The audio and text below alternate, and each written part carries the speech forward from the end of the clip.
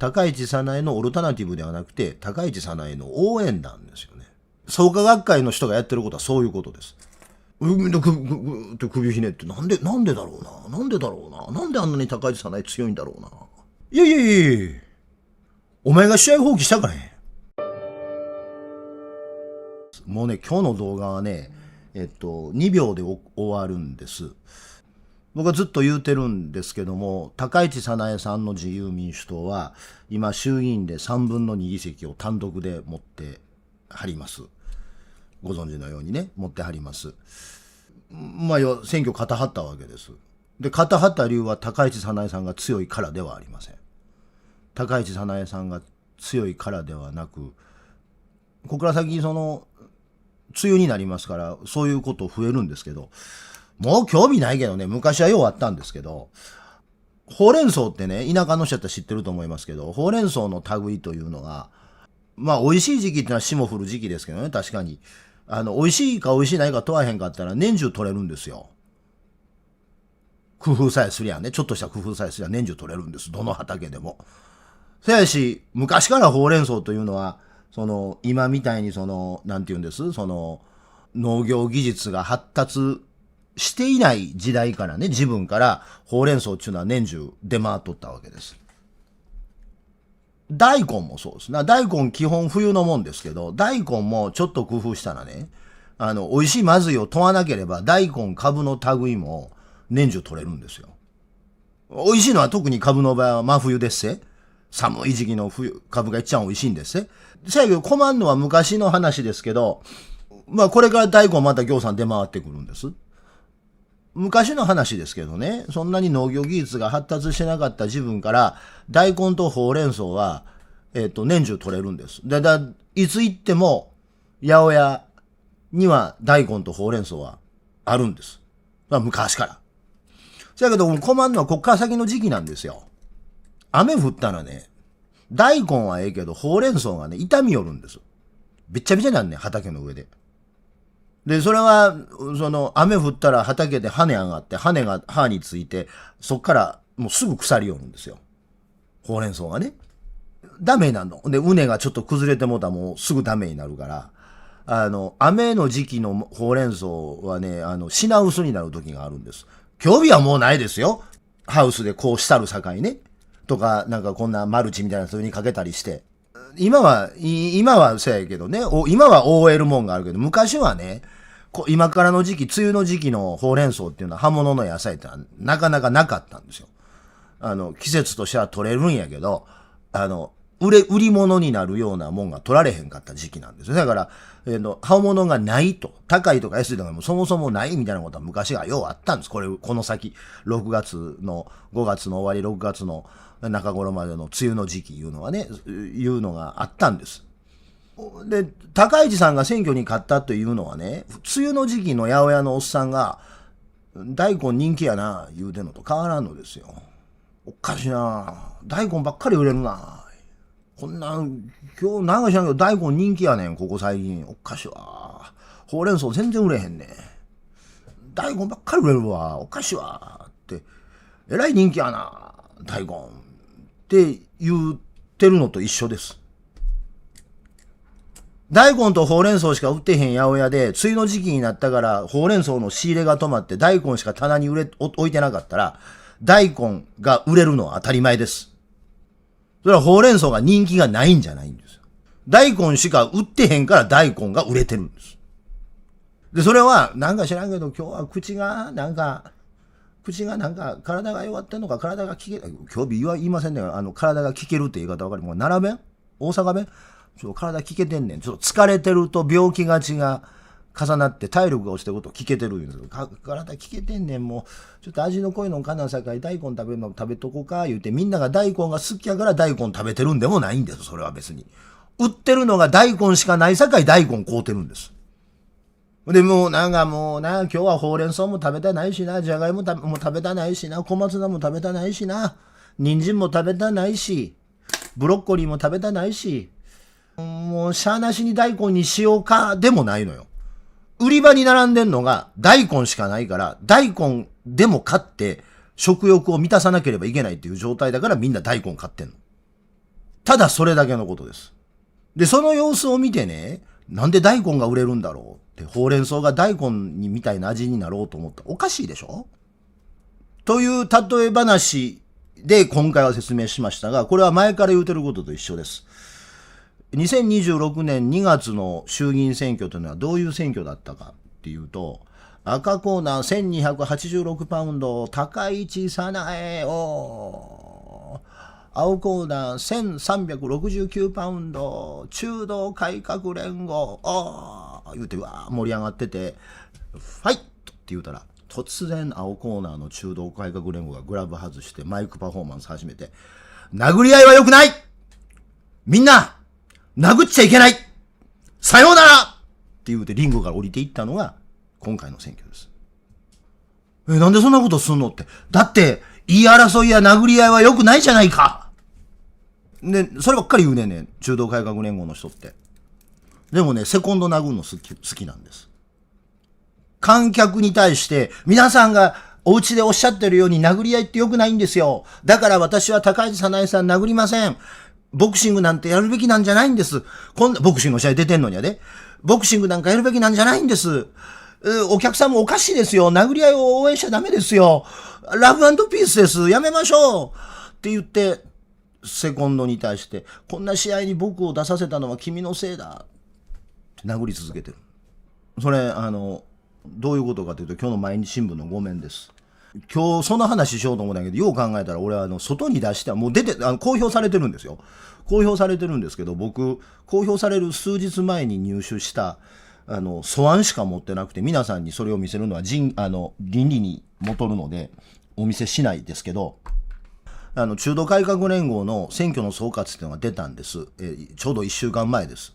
だ僕の手元に来たのはそれもだいぶ前に来て、で、読んでてこいつらアホやな、ほんまにと思ってたんですが、出て、今日の毎日新聞の社説で、一応、中道改革連合の選挙の総括に対する各新聞の論評っていうのは、一応、今日の毎日新聞の社説で終わりかな。一巡したって感じですね。で、その毎日新聞の社説がね、一番概要をわかりやすく説明しています。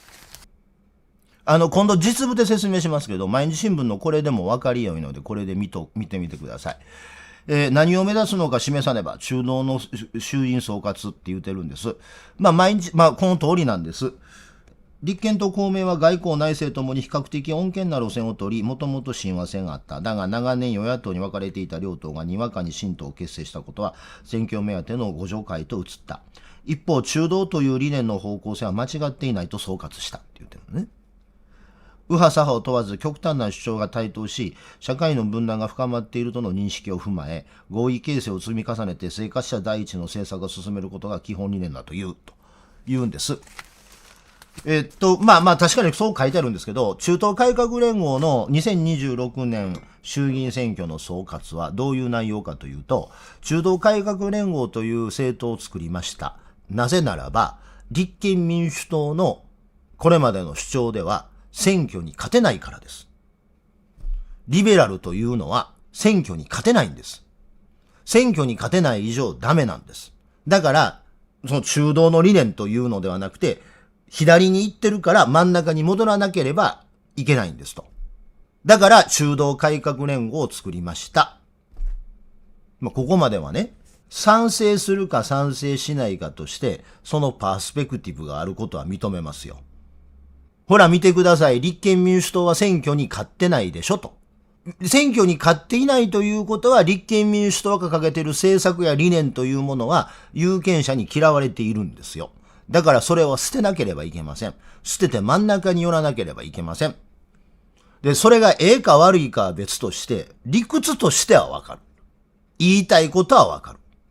賛成するか賛成しないかは別として、理屈としてはわかる。で、言ったところが真ん中かどうかという議論はあるかもわからんけども、当事者は真ん中に行ったつもりでいるし、それはわかる。ね。で、細かい点ではあるんですよ。比例代表の表を見たら、立憲民主党は公明党と違って、どの選挙でもずっと右肩上がりですしね。議席数は上げ下げあるけれども、得票数だけ見ていったら、ずーっと緩やかな右肩上がりです。公明党みたいにガクーンって下がってないです。けども、という細かい事実認識のズレ、過ちっていうのはあるけれども、言いたいことはわかる。現にだって、議席取れてないねんから、立憲民主党は。そらわかる。選挙に勝てていないでしょ。選挙に勝てていないということは、あなた方は間違っているんです。だから、勝つために真ん中に寄りましょう。OK。そこまで OK。そして、中道改革連合を作りました。ですが、選挙に負けました。しかし、中道の理念は間違っていません。っていうロジックなんです。繰り返しますよ。立憲民主党のこれまでの立憲民主党は間違っていました。なぜならば選挙に負けているからです。したがって中道改革連合を作りました。中道改革連合が選挙をしました。負けました。でも中道改革連合の言っていることは間違っていません。っていうロジックなんです。いや、それは立憲民主党は勝ってたか負けてたとか、合ってるとか間違ってるとかではなくて、そのロジックがおかしくない？こいつらが間違ってるのは選挙に負けてるからだと。選挙の負けということがこいつらの間違いを立証している。自分たちは選挙に負けた。でも僕たちは間違ってないっていう。で、中道改革連合の皆さんというか、創価学会の皆さんが、勘違いしてる、教養と知識と学問がないから間違ってんのは、極右と極左しかないってこと、というふうに思ってるからです。世の中で一番極端なのは、中立です。極右と極左しかないんじゃないんです。極中道っていうのがある。で、これほんまにそうなんです。極中道っていうのは日本語の言葉遊びではなくて、普通に政治学の分類用語であるんで。エクストリームセントリズムっていう。とか、エクストリームセンターとか、エクストリームセントリズムとかっていう。エクストリームライトとか、エクストリームレフト。要は、どういうことかっていうと、自己主張がない人たちです。自己主張することは絶対ダメだと思い込んでる人たちです。僕は田中君でも鈴木君でも山本君でも坂下君でもないねんしか言わへん人。いや、ほんまそうなんですよ。だから要は、僕はあの人ではない、この人ではない、それではないっていう。だから何にもコミットしないっていう。コミットしないですよ。何にもコミットしないんです。で、すべての対象が田舎の人みたいに認証代名詞なんです。だから、創価学会の人は自民党は悪いわけではないけど、高市早苗は悪いって言うんです。わかりやすいでしょ？これ、田舎の人のパターンですね。自民党という概念そのものは、良くも悪くもなく普通のもんだけれども、高市早苗はダメ。人間でしか判断できないっていう。で、今の時代に僕は中道改革連合というのは最もふさわしい政党だと思いますよ。要はね、どういうことかっていうとね、俺のチャンネルにはあんまりおらへんというか、こう見てる人数の割には俺のチャンネルには少ないですけど、まあ、千代さんはね、N 国相手にしてるから、近畿三社の人が敵なんで、近畿三社の人がわーって来るっていうのもあるかもわかりませんけど、千代さんにまとわりついてるアンチいるやん。千代さんの番組、絶対見てるアンチ。で、チャット欄にずっと書いてるアンチ。理屈ではなくて、千代さんが同じ言うてたら、千代さんがいつもファンチって言ってる人。千代さんの財産に最もなってる人。おるやん。うちのチャンネルはそんな人はあんまりおらへんけども。千代さんの養分。ああいう感じよね。中道改革連合って。俺はお前ではないんだとしか言っていない。ということで、高市早苗さんに人気があるとか、なんとか、かどうかっていうと、僕は別に高市早苗さんの高い支持率が、アホのリベラルみたいに、世論調査が間違ってるとか、世の中が間違ってると思いません？だって、ほうれん草と大根しか売ってない八百屋に長雨が続いてほうれん草の入荷がないときは大根が売れるもんやから。でしょ？ほうれん草と大根しか売ってへん八百屋に梅雨の時期になったんで葉物野菜の入荷がなくなってほうれん草売らんようになった八百屋の売り上げのメインは大根ですよ。まあ当たり前の話だから高い早苗の支持率が高いというのは俺むしろここ1週間、ここ1ヶ月の世論調査で下がってんの俺は不思議で仕方がない。なぜ下がってるんだろうと。なぜ下がるの？だって、オルタナティブがないのになんで下がるのかわからんんですよ。というか、まあ、多分、生活の危機を感じてる人が増えてきたっていうのが一番大きいのかなと思うんですけど、まあ、ということで、当たり前の話だなと思うんですよね。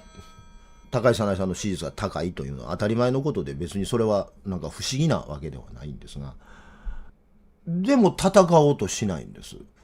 となるとね、ほうれん草の方で八百屋の方に行かないほうれん草は、大根応援してるよね。赤コーナー1368パウンド、高市早苗を、言うて、青コーナー1426パウンド、伊佐真一を、言うて、伊佐真一はグローブ脱いで、ラブ&ピース、殴り合いは良くない、言うてる伊佐真一は、高市早苗のオルタナティブではなくて、高市早苗の応援団ですよね。それ応援してますよね。それ応援してるよね。で、それは戦いを避けてるとか平和に解決しようとかしてるんではなくて、端的に応援してますよね。ほんで、高市早苗は直村へんためは代わりにセコンド殴って、花束持ってきたレースクイーンのお姉ちゃん殴って、ラウンドガール縛いてるのが伊佐真一です。創価学会の人がやってることはそういうことです。自分が青コーナーに立って赤コーナーやつと戦わなきゃいかんのにもかかわらず、赤コーナーやつとこうなったらグローブを外して、殴り合いは良くないって言うて、外に向かって言うて、なんで殴れよって言うてるセコンドを、うるさいんだよって言って縛いて、花束持ってきて頑張ってくださいって、こういうことに頑張れっていうのはおかしいって言って、ラウンドガール殴ってるんです。いや、でもやってることそういうことやん。ほんでみんなで上組んで、なんで高市早苗この試合に勝ったんかな言うてん。強かったからやで。いや、ちゃうやん。気違いやからやん。相手が。気違いで、グローブ試合の途中でグローブ外して、マイクパフォーマンスで殴り合いは良くないって言い出した気違いやから高市早苗勝っただけよ。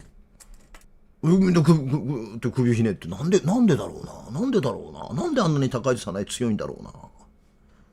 いや。お前が試合放棄したからやん。いやもう、一方的に、試合のね、12ラウンド制でね、6ラウンドぐらいで、一方的に向こうが強いから、向こうが強くてね、で、こっちなんでか知らんけども、体力残ってて、6ラウンドに立っても、こう、2ダウンさえしてないから、7ラウンド目からもう両手ブラウで殴られっぱなしになって、要は放棄試合みたいな感じになったんやったらまだわかるけど、違うよ。途中放棄試合みたいになったんや、わかる。マイクパフォーマンスの段階でゴング鳴る直前に、リングに上がっとんのに、ゴング鳴る直前に、殴り合いは良くないって言い出したんや。ほんで、客の中にはね、おい、なんでそんなことすんだ戦えよって、ちゃんと試合しろよって言うたら、何を言うか言うたらね、見てくださいこの後楽園ホール、全員座っても3000人です。世の中にはもっとたくさんの人がいて、この後楽園ホールに来てない人もいるんです。その人たちは戦いを望んでいません。ここにいる3000人と、ここにいない世の中の人口、どっちが多いと思ってるんですか？俺、来てる客はなんて言う？金返せって言うかな。来てる客は。それは言うと通りですよ。後楽園ホールに来とる客よりも、街歩いてる人の数の方が多いです。何千倍と多いです。それはその通りです。おっしゃる通りです。それは合うてるか、理屈として合うてるか合うてないかとしたら、合うてますよ、その理屈は。その通りです。私は、チケットを買って後楽園ホールに来た人だけを魅了するための試合をしたくないんです。私は、今、渋谷のスクランブル交差点を歩いている。あるいは銀座の和光前の交差点を通っている。その人たちに認められたい。この試合はよ。という中道改革連合さんは、史上最大の高市早苗応援団だと思いません？せめて大仁田長州になれよ。まださん付けで呼んでくれるんか。